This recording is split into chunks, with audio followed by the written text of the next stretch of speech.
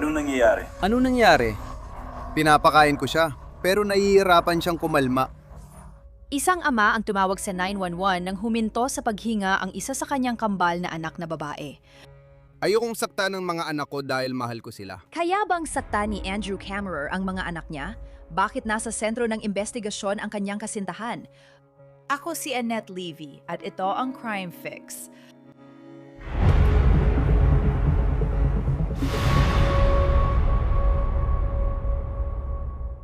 Isa sa dahilan kung bakit namin naihahatid ang seryosong episode ng Crime Fix ay dahil sa magagaling naming katuwang tulad ng Morgan & Morgan.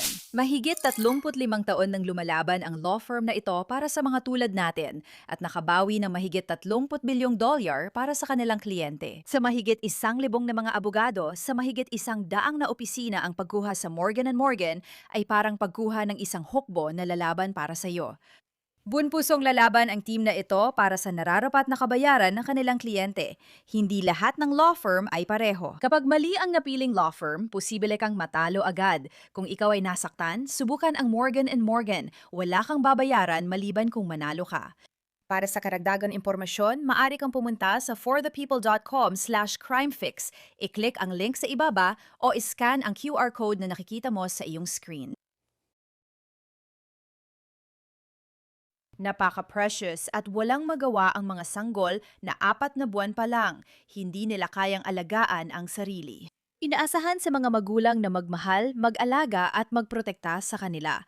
Pero sa Ohio, sa isang suburb ng Cincinnati na tinatawag na Goshen Township, isang ama na nagangalang Andrew Kammerer ang inakusahan ng hindi maiisip ang pagpatay sa kanyang 4 na buwang gulang na anak na babae, si Evelyn. At mayroong twist sa kasong ito na kahit ako, hindi ko inasahan. Abangan ninyo ang karagdagang detalye tungkol dito mamaya. Noong ika-4 ng Nobyembre, 2024 tumawag si Andrew Kammerer sa 911 at kung anong iniulat niya ay medyo kakaiba kung tutuusin. Pakinggan ninyo ang sinabi ni Kammerer sa mga pulis pagdating nila sa bahay niya. Kailangan kitang turuan. Sige. Saan siya pupunta? Sa Children's? B North. B North na yan. Ano nangyayari? Anong nangyayari? Pinapakain ko siya, nahihirapan siyang mapakalma. Kaya dinala ko siya para palitan ng kanyang lampin. Nahulog siya. Siguro sinubukan ko siyang saluhin. Kaya sa tingin ko, tumama ang likod ng ulo niya. Hindi ko siya nasalo agad, kaya hindi ko alam. Sige. Sino ang kasama mo dito? Ako lang. Ikaw lang ang kasama niya? Oo. At may isa pa akong baby. Nasaan si Mama? Nasa trabaho siya sa Dayton. Sige. Pasok mo kami at ituro mo kung saan. Ilang taon ang isa pang bata? Hindi pa. Sandali lang. Sige, tara na. May mga aso ba o kung ano man? Oo. Doon lang ako uupo. Gumagawa ako ng chest compressions ngayon. Pinapalitan ko ang diaper niya.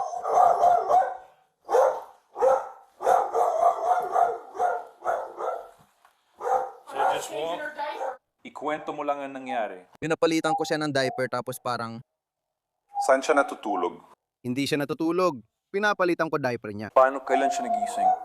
Pinalabas ko siya at pinakain. Dinala mo siyang pabalik dito, tapos ano sunod? Sinubukan kong palitan ng diaper niya pero hindi siya dumumi. Kaya pinindot ko siya niya at nagalit siya. Kukuha sana ako ng iba para kumalma siya pero nahulog ko yung pacifier niya. Kaya pinulat ko yon at bigla siyang gumulong. Kasi tuloy-tuloy yung pagtulak niya ng mga paa niya ng mahigpit dahil nga may acid reflux siya. At kaya naitulak niya ang sarili niya pababa. At huli na bago pa ako makagawa ng kahit ano, parang ako. Kaya nagpapalit ka ng lampin niya, nahulog niya ang kanyang pasyo. Oo, niluluwan niya kasi yon. Niluluwan niya yon, tapos anong gagawin mo? Sinubukan kong kunin yon. Gumulong yon, tumalbog sa ilalim at papunta roon. Lumingon ako. Tinulak niya. Tinulak niya at ano pa? Mula rito, tinulak niya mula rito. At paano siya nahulog? Nahulog siya. Sige, tapos ano nangyari? Kinubukan ko siyang saluhin, pero nahulog pa rin siya sa lupa. Sige, tapos ano nangyari? Binuhat ko siya at parang hinihingal siya. Parang hirap siyang huminga. Kaya sabi ko, tapos sinusubukan kong kunin siya. Kaya ibinalik ko siya dito sa likod at sinusubukan kong punasan at linisin ang mga bagay. Napansin ko may pasa sa tiyan niya kung saan siguro nakalagay ang diaper. At may dugo na lumalabas sa labi niya. Naisip ko, paano nangyari yon? Wala ka namang ngipin. Natataranta na talaga ako. Tapos bigla siya nagbabago ng kulay, di ba? Nagsisimula siyang pumuti. Kaya lalo na akong natataranta. Parang ano nangyayari? Ano nagawa ko? Kasalanan ko ba to? Ano ba talaga anong nangyayari? Kaya ibig kong sabihin parang hindi siya talaga humihinga ng tuloy-tuloy. Napansin ko na tinitingnan ko kung lumulubog ba ang mga tadyang niya o kung may kakaiba. Pero wala naman siyang ginagawa na ganon. Parang hindi talaga siya humihinga. 4 na buwan pa lang si Baby Evelyn at may kakambal siyang babae. Hinaling ng pulis kay Kammerer na muling ipaliwanag kung paano nahulog si Evelyn 4 na buwang gulang mula sa changing table. Sige. Nung bumagsak siya, sa likod ba o sa muka siya tumama? Parang sa likod o ulo. Oo. Sige. Anong ginagawa niya bago mo siya palitan ng diaper? Nandun kayo sa labas at sinabi mo may acid reflux sila. Siya ba ay hindi mapakali? Umiiyak-iyak siya at parang at siya ay kaya sinusubukan ko siyang patahanin. Sinusubukan kong mapasaya siya, tama? Kaya binuhat ko siya at dinala ko siya dito para, muli, palitan ng diaper niya at gawin ulit ang mga karaniwang ginagawa, tama? Kakakain lang niya. Sinusubukan ko lang siyang patulugin para makatulog siya ng maikli. Ginawa mo na lahat para pakalmayin ang sanggol, pero ayaw pa rin niya. Kaya. Kiyawan. Anyo. Saan siya nahulog? Dito mismo, dito mismo. Kailangan mo ba, nasabi mo na ba sa asawa mo? Sinabi ko lang at ako, emergency lang ang sinabi ko, emergency. Sige. Kailangan mong gawin. Yung kapitbahay mo ba ang mag-aasikaso sa isa pang bata at pupunta sa ospital? Ikaw ba, nandun na ba siya sa ospital? Umalis na siya. Sige, alis na siya. Tama. Oh, B-North, anong oras umalis ang asawa mo papuntang trabaho? Umalis siya dito mga 3:30. Nagtatrabaho siya ng 4:30. Anong oras kumigising ang mga bata? Ginising ko sila ng alas 6. Alas 6. Bago pa lang namin itong ginagawa. Itong kama niya. Sige. Sige. Ihanda pa ang isang bata at humingi tayo ng tulong sa kapitbahay mo para maghatid sa inyo. Sige. Pwede ba akong magpalit ng damit? O ayos lang ba ito kahit pajama lang at walang underwear? Oh, ayos lang yan. Ayos lang. Walang mas seryoso dito. Isang 4 na buwang batang babae na iniwan sa ama ay huminto sa paghinga. Ayon kay Andrew Kammerer, nahulog si Baby Evelyn mula sa diaper changing table. Pero totoo ba ito? Nangyari nga ba talaga yon? Posible bang nangyari yon? Mananatili tayo dito at basta itsura ng bahay, sa labas lang tayo. Wala nang ibang bata sa loob, tama? Oo, ito lang meron ako. Sige, dito lang tayo. Pumunta ka na sa ospital, kami na bahala sa lahat para sa'yo. Basta normal lang siya magmaneho. Malamang nandun na sila. Ayos. Sige. Naiintindihan ko. Sige, tuloy mo. Alam mo, naiintindihan ko. Alam mo yon, parang ang gulo-gulo talaga ng lahat. Pero, alam mo, magulo rin ang isip ko. Kaya medyo kaya ko naman to. Mga pare-pare, itong concord namin. Kami na bahala dito. Maghihintay kami sa labas. May paparating pang ibang investigador. Kailangan mong pumunta sa ospital. Sige. Sige. Okay. Dinala si Andrew Kammerer sa ospital at nadatnan niya roon ang pamilya niya kasama ang mapapangasawa niyang si Danielle Rudy. Ayon kay Andrew sa mga detektib, hindi maganda ang lagay ni Baby Evelyn. Mahina ang pulso niya kaya nag-aalala sila na baka hindi siya makaligtas. Sayang, sige. Kaya ito ay. Hindi maganda. Hindi maganda. Nakikipag-usap ako sa inyo pero natatakot ako pare. Sobrang takot ko. Normal lang ang prosesong ganito sa mga sitwasyong ito, di ba? Naiintindihan ko naman yon, pero sobrang natatakot pa rin ako. Sobrang natatakot ako. Bakit di mo sabihin kung anong nangyari? Kaya parang ganito. Ginising ko siya. Siguro mga alas 5:30 yon. Kaya pumasok ako at nilagay ko ang pacifier niya sa bibig niya. Siguro mga 5:45 yon.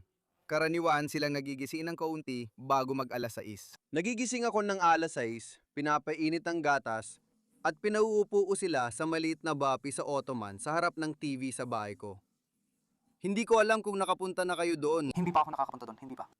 Kaya inilalagay namin sila doon at sa ganung paraan, alam mo na, medyo mahirap ang may kambal. Hindi ko kayang buhatin pareho ang mga bata at pakainin sila ng sabay. Kaya malaking tulong yung mga bapi at mga unan para magawa ko yon. Kaya napapakain ko sila at siguro mga 6:20 na ng umaga. Nasa ganun na sila, parang nagsisimula na silang antukin. Mga premature sila pare, hindi pa sila ganap na develop, 'di ba? Kaya,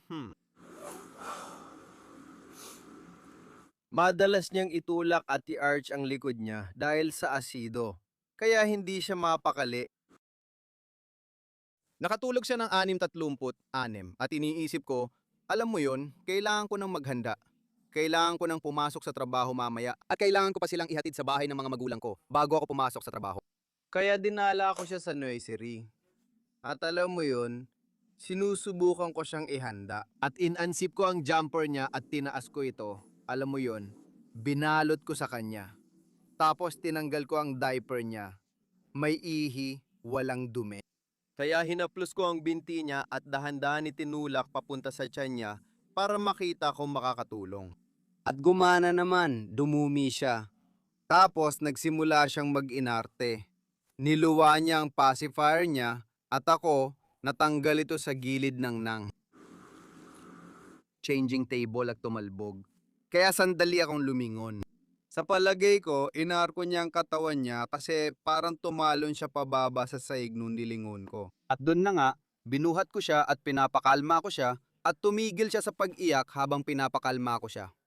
Pero bigla siyang umuungol at nag-iiba ng kulay. At doon ko napansin na parang hindi tama ang paghinga niya. Hindi gaya ng normal, di ba?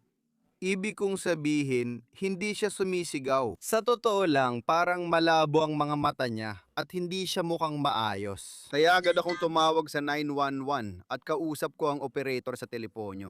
At ako basta pagkatapos nun, ginawa ko na lang lahat ng kaya ko para matulungan siya pare. Kaya hindi ko na alam, yun na yun. Parang hindi ko na nga masabi kung ano talagang nangyari pagkatapos nun. Ang alam ko lang, lahat ng tao nasa bahay ko na. Yun lang ang sinabi niya. Naka-unlock ba ang pinto? Hindi. Hawak ko ang bata, kaya ako na ang nag-unlock ng pinto. Bumalik ako, kinuha ang cellphone, at nagsimulang mag-chest compressions.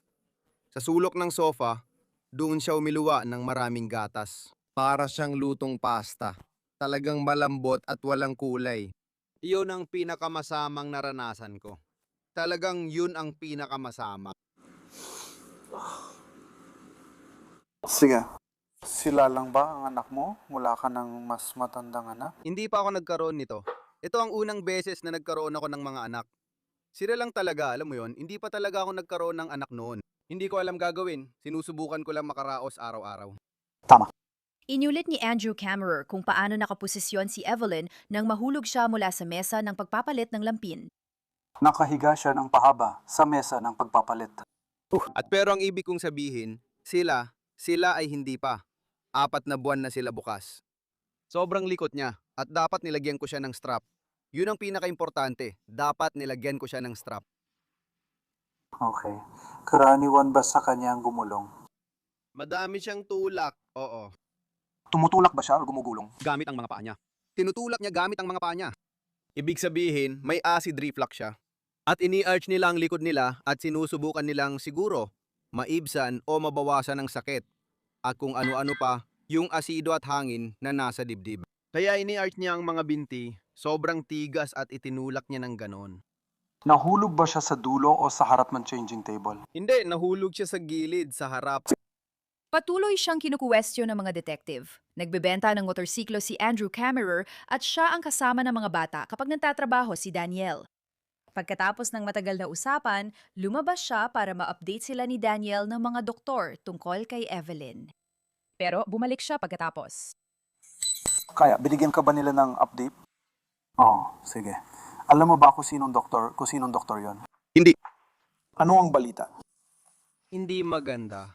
Na malamang ay magiging brain dead siya.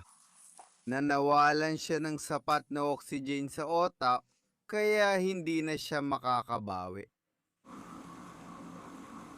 Sige. Di mo alam pangalan ng doktor? Hindi po, sir. Sige. Hindi ko alam, totoo yan. Hindi ako magsisinungaling sa'yo. Ako ay sobrang wala sa sarili. Di ko nakuha pangalan niya. Saya ba yun? Hindi. Yung sanggol na yon, Umalis si Andrew Kammerer sa kwarto, saka nilapitan sila ng mga doktor para kausapin tungkol kay Evelyn. Pagkalipas ng 12 minuto, bumalik si Andrew Kammerer sa kwarto ng mga detektib at kinumpirma ang malungkot na balita tungkol kay baby Evelyn. Kaya nagbigay ng update ang doktor sa amin. Inaakala ko siguro ay katulad din ito ng update na nakuha mo. Hindi maganda ang kalagayan, pero hindi nila alam. Hindi sila makapagbigay ng maraming impormasyon. Kaya rin, habang wala ka, may isa pang detective na tumawag. May aso ka ba sa bahay? Kailangan mo ba ng tulong para mailipat ang aso sa bahay ng iba o anumang ganong bagay? Nagalo kong kapitbahay mo, siguro para palabasin ang aso. At pagkatapos, ay ilalak namin ang bahay mo at ibibigay ang susi sa kapitbahay mo para masiguradong ligtas ito. Sa ganung paraan, magkakaroon kayo ng kapanatagan ng loob habang nandito at hindi na kailangang mag-alala. Ayos lang ba yun sa'yo? well, nandito sa amin ang mga susi, kaya okay lang. Kaya ba nila? Mabait ba ang aso? Oo, hindi siya ganoon. Ang kapitbahay mo ba? Kilala ba ng kapitbahay mo ang aso? Siguro. Sige, punta ka sa kapitbahay para bantayan ang aso. Sige. Gusto mo ba kami na lang mag-lock ng bahay para hindi na kayo mag-alala? Ayos lang. Bago ka umalis, nag-uusap kami.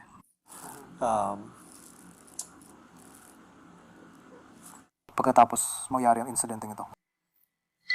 Sa tingin mo ba nayugyug mo siya o hindi? Hindi, sa tingin ko, hindi ko siya nayugyog. Hindi talaga. Gaya ng sinabi ko, gumagalaw lang siya pare. Ayokong sakta ng mga anak ko. Mahal na mahal ko sila. Totoong mas iniintindi ko sila. Sinabi ko ito agad pagkapanganak nila. Bagong kakilala ko pa lang sila, pero handa akong gawin lahat para sa kanila. Bagay na di ko magawa kahit sa matagal ko ng kakilala. At syempre, kung kailangan mo ng tulong o kung kailangan mo ng damit o kung ano pa man, ibibigay ko pa sa'yo ang damit ko. Pero hindi talaga ako utang ng $10,000 sa'yo. Pero may kakaiba talaga sa mga batang babae na yon. At sinabi ko pa kay Daniel, ang weird ng pakiramdam na alam mong gagawin mo ang lahat para sa munting batang ito. Nag-aaway ba kayo ni Daniel? Hindi. Minsan nagtatalo kami tungkol sa pera at iba pang bagay. Pero hindi kami nag-aaway. Sige, gaano kadalas mo masasabi na nangyayari yun? Siguro mga ilang beses sa isang buwan. Nagiging physical ba ito minsan? Hindi kailaman. Sige. May mga pagkakataon ba na sinusuntok mo ang mga pader, sinisira ang mga bagay o mga ganon? Minsan nagising ako sa masamang panaginip at nasuntok ko ang pinto ng kwarto. Sigurado akong nakita nila. Hindi ako sigurado. Oo, ako ang sumuntok. Pero hindi, wala akong mararaas na damdamin. Gano'n nakatagal yun? Hindi ko alam pare. Siguro mga mas maaga ngayong taon, parang sa simula ng taon, mga Enero. Hindi ko nga alam, hindi ko rin masabi sa'yo. Matagal na yun. Parang 10 taon nang lumipas ngayong taon lang.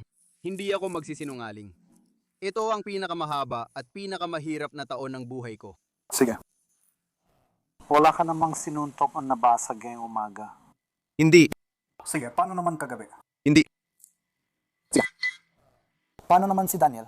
Hindi. Sinusuntok ba niya ang mga pader o nagbabasag ng gamit pag nag-aaway kayo? Hindi. Nagiging physical ba siya sa'yo? Hindi, talagang pasibo siya.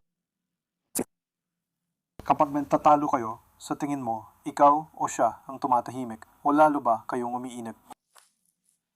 Siya ang tumitigil magsalita, ako naman nagtatanong. Mahilig akong maghanap ng solusyon at gustong malaman paano ito ayusin. Paano ko ito gagawin? Paano ba nauwi sa ganito? Medyo pasibo siya, hindi niya gustong ganon. Ayaw niya magsalita ng anumang makakasakit ng damdamin o ayaw niya magsabi ng isang bagay na pagsisisihan niya o mga ganong bagay. Kaya medyo mas pasibo siya. Medyo tumitigil siya o nagiging tahimik. Sinabi ni Andrew Kammerer sa mga investigador, ito ang pinakamasamang taon ng kanyang buhay at madalas silang mag-away ni Daniel tungkol sa pera, ngunit itinanggi niyang siya ang sumuntok at gumawa ng butas sa pader ng kanilang bahay noong umagang iyon. Pagkatapos, hinarap ng mga investigador si Andrew tungkol sa kanilang hinala. Kaya. Posible ba na may iba pang nangyari ngayong umaga na hindi mo sinasabi sa amin na may kinalaman sa pagkahulog ni Evelyn mula sa kanyang changing table? Hindi pare, sinabi ko na sa inyong lahat. Wala na akong maisip na ibang bagay na hindi ko pa nasasabi sa inyo. Sinusuri ko na bawat sandali, bawat detalye. Kaya pinadala nila ako ng litrato ng changing table. Oo. At parang may uka ito sa gitna. Na alam mo na. Yan nga ang sinasabi ko. Para siyang rampa na may bilog na gilid, parang half pipe. Kaya para sa akin, bilang tagalabas, hindi naman kita inaaway. Pero napapansin ko at parang weird na. Paano siya nakalabas? Alam ko ang ibig mong sabihin pare. Maniwala ka. Matapos magsalita ang doktor, napaisip din ako sa mga alalahanin at bagay na yan. Pero gumagalaw sila. Ang likot niya, di ba? Sobrang likot niya. Pareho sila. Kahit ilagay mo siya doon, yun na ang mesa ng pagpapalit ng lampin. Tadyak sila ng tadyak kahit saan. Pareho silang sobrang likot. Hindi ko alam. Hindi ko alam kung paano.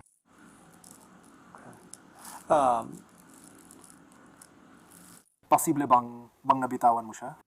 At ang pahayag na ito o ang sitwasyon ito ay parang nauwi, kumbaga, sa paliwanag na nahulog siya mula sa changing table na yon. Hindi, ako... Hindi ko pa sila nabibitawan. Hindi ako komportabling kargain sila ng madalas. Aminado ako.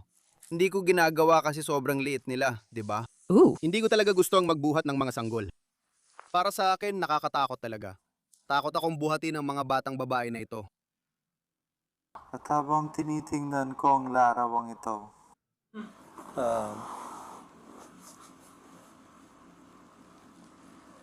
hindi naman mukhang ganun. Ganito ba ito nakaayos? Tama ba? Tama. Sige. Mukhang imposible makalapag sa malit na lugar na to. Tama ba? Parang, Kung mula ka sa gilid, may isip mong doon siya, babagsak sa carpet. saan ka bumagsak sa carpet? Ipakita mo sa akin, alam mo, kung saan siya nakahiga dito. Tama, sige. Ay, sorry. Bito mismo. Tama ba? Sige. Bito yung ulo niya, tapos siya parang ulit. Narinig ko yung parang swishing na tunog. Tapos nakahiga na siya dito. Hindi ko alam pare, naiintindihan ko. Oo, gets ko. Walang sense talaga. Kung kailangan mo gawin yan, naiintindihan ko. Hindi ganun gumagana to. Sinusubukan ko lang maintindihan ko ano talaga ang nangyari. Siyempre, may bahagi rin sa akin na nagsasabing baka may taong nakagawa lang ng matinding pagkakamali sa anak nila. Ngayon, tungkulin natin protektahan ang isa pang bata. Tama? Oo. Or Takot na takot ako. Sabi ko kay Daniel, baka ipakulong nila ako. Pero pwede mong ibenta ang bahay, kunin ng pera, bayaran ng utang, at ilaan sa bagong bahay. Ewan ko, di ko alam. Ako lang. Ako. Alam ko, hindi ko alam. Sabi ng doktor, nayugyog daw ang bata. Tinanong niyo kung nayugyog ang bata. Mukhang oo siguro. Hindi ko maintindihan. hindi ko naman sinasabi ay kumursubo ng salita sa bibig mo, pero sa tingin ko, may ilang mga bagay at sitwasyon dito na nagpapaisip sa akin kung basta na lang ba talagang nahulog ang bata mula sa changing table. Oo, alam ko, wala talagang sense. Dahil sa grabeng pinsala ni Baby Evelyn, hindi naniniwala ang mga investigador na gumulunglam siya mula sa changing table. Sinusubukan nilang kumbinsihin si Andrew Camara na sabihin kung ano talaga ang nangyari. Mamamatay siya, 'di ba? Kaya parang dahil sa kapabayaan o kung ano man, akong nakapatay sa anak ko. At ibig kong sabihin, hindi ko naman ginusto. Hindi ko tinatanong ang tungkol dito. Ang tinatanong ko, kapag kumpirmadong yugyog ang isang sanggol, ano sa tingin mo ang dapat mangyari sa taong yon? Hindi ba dapat, sa tingin ko, dapat parusahan 'yon, 'di ba? Paano mo sa tingin dapat parusahan yon? Hindi ko alam. Ibig kong sabihin, hindi ko maintindihan kung paano gumagana ang karamihan sa burokrasya at sistema ng hustisya pagdating dyan. Pero, may time frame ba? Hindi ko alam. Siguro makukulong ka. Oh, Sa tingin mo, gaano katagal silang dapat makulong? wala akong ideya. Hindi ko alam. Ibig kong sabihin, maagang sentensya, hindi ko alam. Mga bata pa sila eh. Gusto kong malaman ang opinion mo at ano sa tingin mo ang dapat mangyari kung sakali.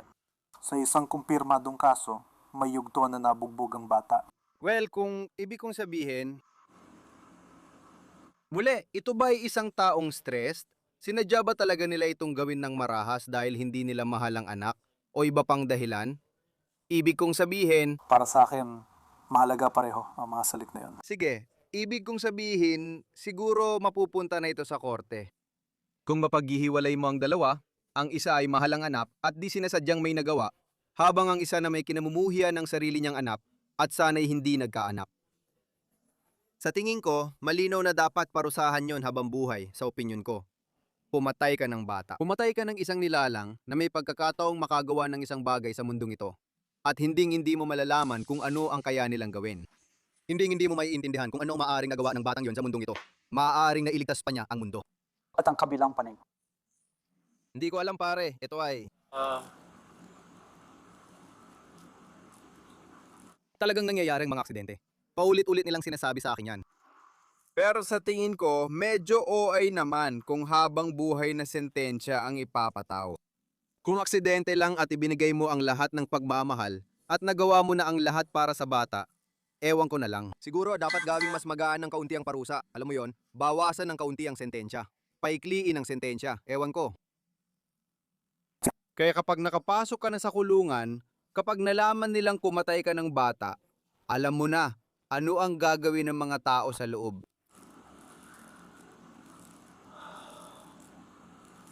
Kaya, tulad ng sabi ng iba rito sa'yo, may mga aksidenteng talagang nangyayari.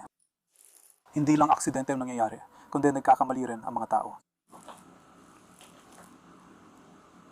Sa palagay ko, may nagawang mali batay sa mga nangyari.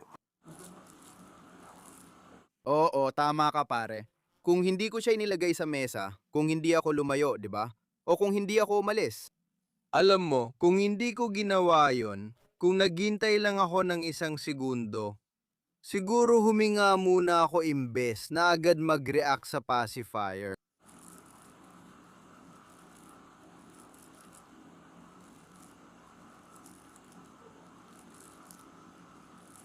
Buhay pa sana ang anak ko. Hindi ko nga alam kung ano bang magagawa niya pare. Palagi namin siyang tinutokso ni Wee. Kaunti lang naman. Anong ibig mong sabihin? Tinukso ko siya dahil lagi niyang inilalabas ang dila. Yuan ko, pero palagi kong naiisip na gusto niya magsalita at magkwento. Kaso wala siyang paraan gawin yun. Palaging may itsura sa mga mata niya, ibig kong sabihin, tinutokso ko lang siya dahil doon. Sinasabi ko, ang kulit mo, lagi mong inilalabas ang dila mo at kung ano-ano pa. Kaya. Base sa usapan natin at alam mo na sa mga paliwanag mo. Alam mo, parang may dalawang panig dito. May isang grabe, yung masasabi kong parang halimaw, tama ba? Pero may isa pang panig doon na isang taong sobrang stressed, na sobra ang reaksyon sa isang sitwasyon o nagre-react sa isang sitwasyon na nagdudulot ng pinsala sa isang bata. Hindi siya nasaktan. Ano yan? Hindi siya nasaktan pare, hindi na siya mababawi. Diretsahan nilang sinabi na kulang na ang hangin sa utak niya. Mamamatay na siya. Kung isang linggo mula ngayon, hindi natin alam. Pero wala na siyang pag-asa. At kahit sa kamatayan, sa tingin ko may dalawang panig sa sitwasyong ito. Merong labis na masama at merong isang taong labis ang stress. Sa palagay ko, kabilang ka sa sobrang stress doon. Oo. Pero kailangan ko malaman ang nangyari. Uulitin ko, hindi ako doktor, pero base sa pag-uusap ko sa doktor doon, hindi ito tugma sa simpleng pagkahulog lang ng bata. Nahulog sila at tumama ang ulo.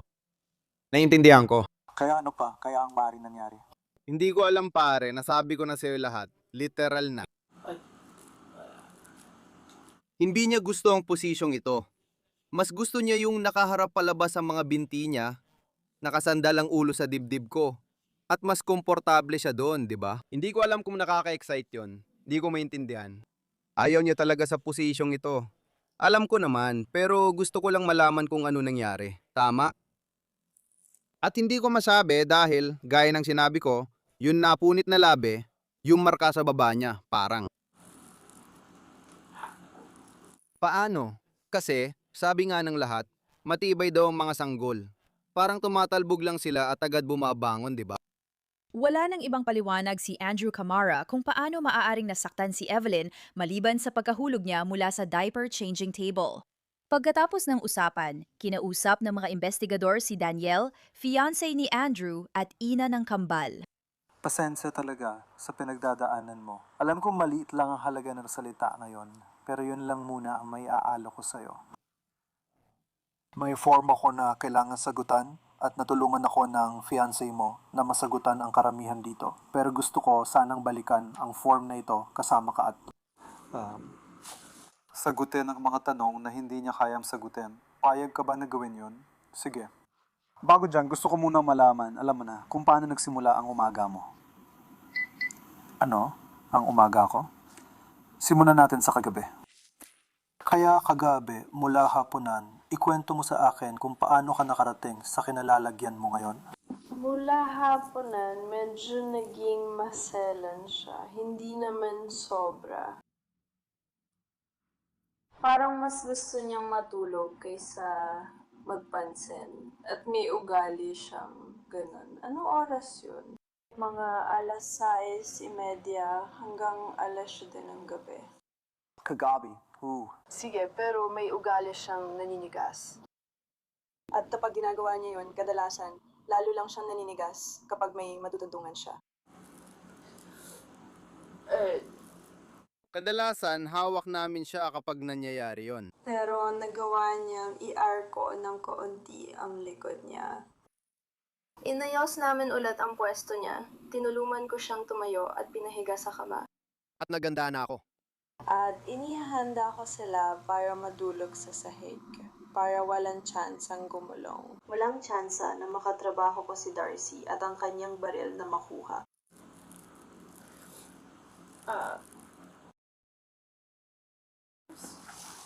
Pinapalitan ko siya ng damit at lampin. Kinukuha ko siya pagkatapos. Maglaro kami ng kaunti at bihisan ko siya ng kanyang sleeper. Tapos ibabalot ko siya ng kumot para mas kumalma siya at maminhanda na para matulog. May maliit akong vibrating na upuan para sa kanya kung saan siya hihiga. At maglaro ng kaunti kasi kadalasan ayaw pa nilang matulog agad. Bihisan ko siya ng kanya pangtulog, paupuin, balutin ng kumot at humiga kami. Sa loob ng kahit 15 minuto, mahimbing na silang natutulog. At inilalagay ko sila sa kanilang kuna. At maayos naman sila. Mula noon, hanggang sa magising ako, mga 2:30 o 3 wala ng umaga. At pagkatapos ay gumangon ako. Nabihis ako, umalis ako papuntang trabaho. Kaya tulog pa sila nang umalis ka sa trabaho, hindi sila nagising buong gabi. Normal lang sa kanila yon. Karaniwan silang tuloy-tuloy matulog gabi-gabi.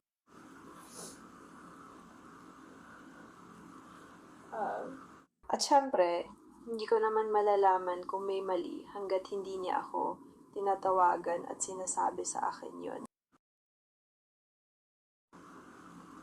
Sige. Kaya nangyari yon sa pamamagitan ng tawag sa telepono. Matagal na yon nangyari sa trabaho at nagtatrabaho ako doon dahil gumawa sila ng aksyon. Ngayon, nagtatrabaho na ako sa Benon Marie. Kaya. Gaano nakatagal na ganito ang routine mo? Gumigising ka ng alas 2 o 3 ng madaling araw at umalis. Siya ang responsable doon. Ganito na ito mula Setyembre 16 nang bumalik ako sa trabaho. Pasensya na kung maputol ko. Papayagan namin bumisita ang pamilya sa diet. Pwede ko ba muna itong hiramin? Opo ma'am, siyempre po. Nagpatuloy ang usapan kay Danielle matapos ang update ng mga doktor. Sa tingin mo, kumusta si Andrew sa pagharap dito? Alam ko madalas niyang questionin ang sarili niya. Pero hindi niya ginagawa yun. Sige, magaling. Sige. Walang mapanumbat sa usapan na ito. Baka iniisip niya lang yon. Siguro dahil sa stress ng pakikisalamuha sa mga detektib. At saka sa pangkalahatan, tuwing tayo ay tumatayo para kumain, oo. Ang katotohanan Yeah. na nangyari ito habang siya ang kasama ng bata. Alam ko na nahihirapan siya pagdating sa pagpapakalma sa kanya, pero kadalasan ay nakakayanan naman niya. Pero hindi siya naging magaspang kailanman. Hindi pa siya naging ganon. Nabanggit na ba niyang hindi ko kaya? Hawakan mo muna siya. Oo. Sige, ibig sabihin alam niya kung kailan siya dapat tumatras. Oo, totoo yan. Sa tingin mo, ano kaya ang magiging reaksyon niya kung hindi na option para sa kanya ang basta na lang umalis? Pinalagay niya siya sa kanyang kuna at lalayo. Parang hindi niya ipagsusugal yun at kailangan ko ng oras. Hindi kita matutulungan kung umiiyak ka pa rin. Ihihiga niya siya at lalayo. Interesado rin ang mga investigador sa butas na nakita sa pader ng bahay. Aha, sabi mo kadalasan, kaya minsan may mga hindi pangkaraniwan sa bawat sitwasyon. May nabasag na ba siya o sinuntok na butas sa pader o anumang ganon? Oo, sa pinto ng aming aparador. Yun lang ginawa niya. 2 beses lang niya sinuntok. Gusto kong sabihin na 4 na taon na kaming dito nakatira. Ano ang naging dahilan nun? Kababawan lang nung mag-aaway kami. At imbes na magkaayos kami, lalo lang itong umiinit at umiinit. Tinaman ba nila yun ng 2 beses sa parehong pagkakataon? O magkaibang insidente yun? Ilang beses? 2 magkaibang insidente lang. Sige, pero hindi mo na maalala kung bakit, tama? Hindi ko na maalala kung tungkol saan talaga yung mga away. Sigurado ako nag-aaway din sila nun. Sige. Anong oras ito nangyari? Araw ba o gabi? Gabi yun nangyari. Kasama ba ninyo siya sa kama? Hindi kami nasa kama. Nangyari yon pagkatapos ng hapunan, pero bago matulog, mga ganong oras. Gaano kalapit ang pagitan ng mga oras nila? Gano'ng kalayo ang pagitan? Malayo ang pagitan ng oras. Para mga araw, linggo, buwan? Sa tingin ko, yung una ay nung unang lumipat kami sa bahay na magkasama at yung pangalawa ay siguro mga 1 taon na ang nakalipas. Sige, ibig kong sabihin. Talagang bihang-bihira lang at malayo ang pagitan. Hindi siya marahas sa kahit anong paraan. Sige.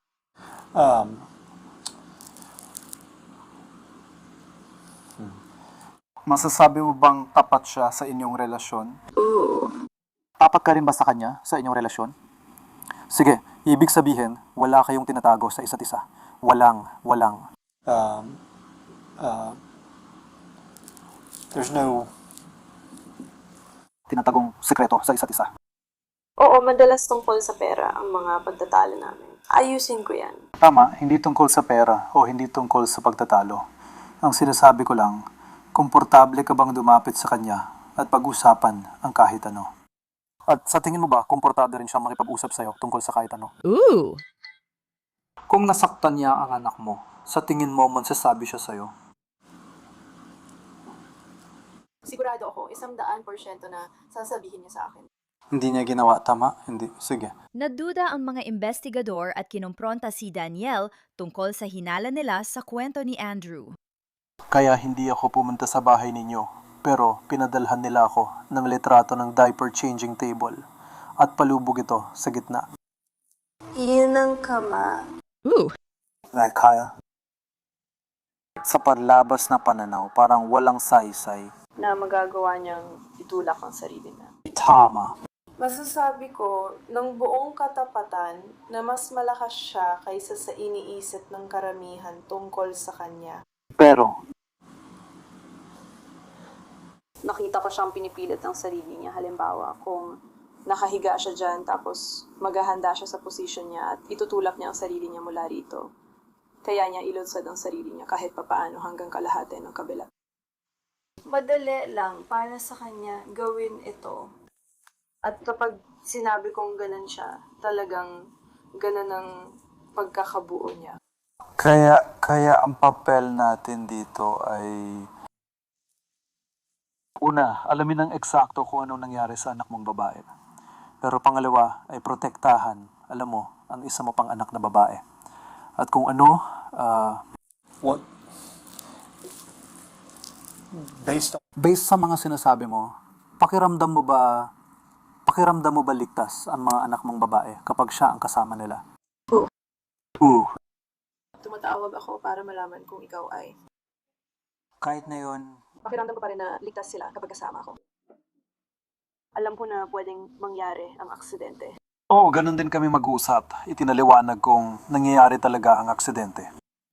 Pero kadalasan, karaniwan lang ito.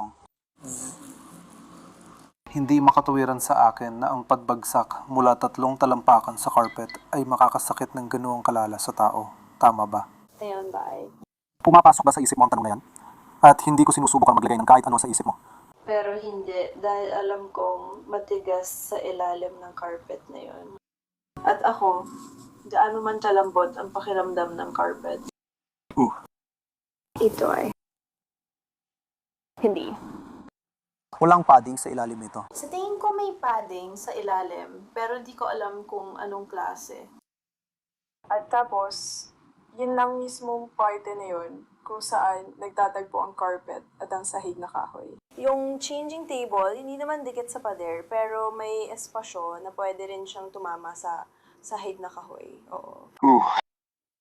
At pwede rin siyang tumama sa bahagi ng mesa habang nahuhulog siya. Tama. Kaya. Nagkaroon ka ng pagkakataon na makita siya. May nakita ka bang anumang pinsala sa kanya? Baliban sa nakita ko dito mismo sa ilalim ng kanyang baba. Pasensya na. Maaring yun ay isinakay na sa ambulansya at umalis. Pero wala akong nakita. Namatay si Baby Evelyn kinagabihan. Ipinakita ng autopsy na nagkaroon siya ng matinding pinsala sa loob ng kanyang otak, gulugod at atay. At ang mga pinsalang yon ay hindi tugma sa isang aksidenteng pagkakahulog. 2 araw matapos mamatay si Evelyn, isinailalim ng pulisya sa kustodya si Andrew Kammerer. Andrew, kasama ko si Grouch Chris. Chris, congrats, nakalabas ka na. Sige Andrew, pwede ka bang tumalikod para sa akin? Ay, ilagay ang kamay sa likod. Pakiusap. Kaya ko. Gusto ko nang natitira.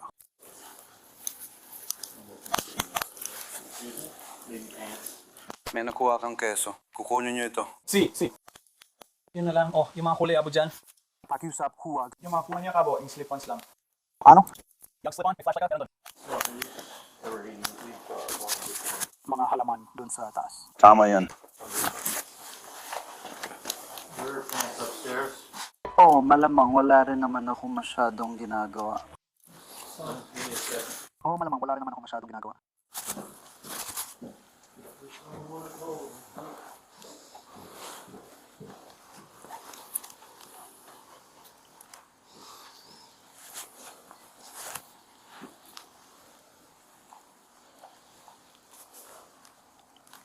Ayos na naman ang shorts. Oo. Hindi. Magpapalit ka rin naman ng damit. Huwag mo nang alalahanin yon. Hindi. May dala ka bang kahit ano? Kunin mo ang sombrero ko. Wala akong dala, maliit ng nabato kasama ng anak ko. Heto, kukunin ko na yan. Gusto mo bang si mama na magtago nito? Sige, pwede mong kunin yan. Pwede mo rin silang kunin. Wala na ako ibang dala, kaya sabi niya, huwag mo nang alalahanin yan. Huwag mo nang alalahanin yon. Uy, gusto mo bang umikot at dahan-dahang bumaba ng patagilid? Oo. Maglalakad tayo pababa ng kalsada, tapos liliko tayo pakaliwa pabalik sa kotse natin. Ayos ba? Sige. Si Andrew ay kinasuhan ng aggravated murder sa pagkamatay ni Evelyn at felonious assault dahil sa mga pinsala sa kanyang kakambal na babae, kabilang ang nabaling mga tadyang. Iniutos ng hukom na siya ay manatili sa kulungan at itinakda ang piyansa sa $5 milyong. 1 buwan matapos maaresto si Andrew, dinala muli ng mga investigador si Danielle para tanungin at nagbago ang kwento niya tungkol kay Andrew. Diego, kung malaman na buntis ka, paano mo ilalarawan ang relasyon ninyo ni Andrew? Kung babalikan ko at based sa therapy na pinagdaanan ko ngayon, masasabi kong emotional at mental na pang-aabuso ang naranasan ko noon. Nung nasa relasyon ako, masasabi kong ayos naman kami. Masasabi kong sa tagal ng panahon na magkasama kami, hawak niya talaga ako sa leeg. At hindi ko nakita ang anumang palatandaan ng pang-aabuso habang kami ay magkasama. Pwede mo bang ipaliwanag ang emotional at mental? Kasi iba-iba rin ang ibig sabihin nito, depende sa tao at kung paano nila ito naiintindihan. Paano mo yun mailalaruan? Makikita ito sa paraan ng pakikipag-usap niya sa akin. Sige, gaya ng paulit-ulit na pagtingin sa mga text message at mga bagay na ganoon. Ang mga sinasabi niya ay talagang mapagmanipula. Ako ay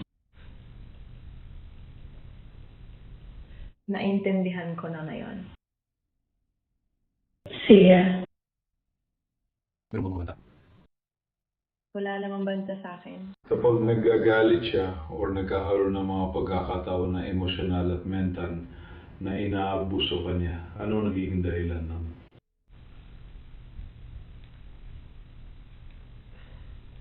Karaniwan, nagsisimula ito sa usapan tungkol sa pera. O kaya nag-aalala siya na hindi ko raw inaalagaan ang aking kalusugan. Oh. Magsisimula ito halimbawa kapag nagbiro siya, tapos madalas tumusobra siya at sasabihin ko, "Oy, at sige." Madalas pa yung nangyayari. Nagbibiro siya rin na sabihin ng sobra ka na. Huminto ba siya o tuloy pa rin ang ginagawa niya? Gagawin pa rin niya yun. Daniel, tama? Meron bang kahit anong selos, akusasyon ng panluloko sa isa't isa o anumang bagay na maaaring magdulot ng delito? Muli, sa paglingon sa nakaraan, napag-alaman ko na inisip niya na niloloko ko siya. Yun ba ang naging dahilan sa mga pagtatalo niyo lang? Sige, hindi niya kailaman... Hindi niya ako direktang inakusahan mismo. Binawa niyo ba yung kay kailan? Sa tingin ko, nasagot na nito ang tanong ko at ilalabas ko na lang ito. May mga paratan ba siya na baka hindi sa kanya mga sanggol o anumang gano'n? Hindi. Sige, kung siya... Nabanggit na ba niya tungkol sa... na hindi niya kayang kontrolin ang sarili niya o... kontrolin ang lakas niya o hindi niya alam ang sarili niyang lakas o anumang katulad ito? Nabanggit niya, sinabi niya yan sa paglipas ng mga taon. Sige, bago Bago ako nabuntis noon. alam mo ba kung ano talagang sinabi niya? Or kahit parang i-paraphrase mo lang, pero... Hindi niya talaga alam lakas niya. Sige. Ilang araw matapos ang panayam sa mga detektib, kinasuhan si Daniel ng grand jury ng pakikiisa sa pagpatay kay Baby Evelyn at child endangering dahil sa pinsala sa kanyang kambal. Umamin si Andrew sa involuntary manslaughter, felonious assault at obstruction of justice. Hinatulan siya ng 19 hanggang 24 tuldok 5 taon sa kulungan. Umamin si Daniel sa 2 child endangering cases at kasalukuyang nagkakakulong ng 5 taon. At iyan na ang pagtatapos ng episode na ito ng Crime Fix. Ako si Annette Levy. Maraming salamat sa pagsama sa akin. Magkikita tayo ulit dito sa susunod.